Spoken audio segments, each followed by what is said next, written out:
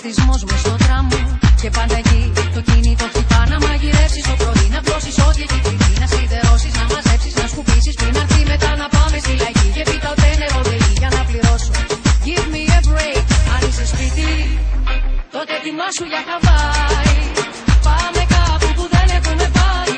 Μόνο μην κάτσουμε άλλο σπίτι. Αν είσαι σπίτι, τότε ετοιμάσου για Χαβάη. Πάμε κάπου που δεν έχουμε πάει. Μόνο μην μείνουμε άλλο σπίτι. Θέλω βόλτες, ταξίδια, γλυκά, φαγητά. Να ξαπλώσω, με μπρούμετα στην αμμουδιά. Θέλω στην παραλία να ανάσω φωτιά. Όλοι πληρώνουν στα ρηχά ή στα βαθιά. Θέλω να μαυρίσω και να μείνω έτσι πάντα. Με τον Ενρίκε Ιglesias να χορέψω λαβάντα. Να αρπάξω το μικρόφωνο από μια πάντα. Και να φωνάξω Θεέ μου αμήν. Λοιπόν έλα, στη μηχανή ανέβα.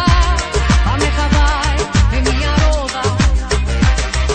Πήρα θαλάσσιο στρώμα, 2-3 μαγιό ακόμα. Βρατσάκια και πεσέτες με ωραίο χρώμα. Άμα θες έχω και πατράφω πέτυλα ακόμα. Με 30 δίκτυ προστασίας κρέμα για το σώμα. Δεν ξέρω ακριβώς τι άλλο θα πρέπει να πάρω. Αφού έμεινα μάδια τσέπη. Σταματώ και στην τράπεζα να δω αν έχει λεφτά. Μα ξέχασα το πιν. Θωμά είσαι σπίτι, γιατί σε παίρνω και μιλάω.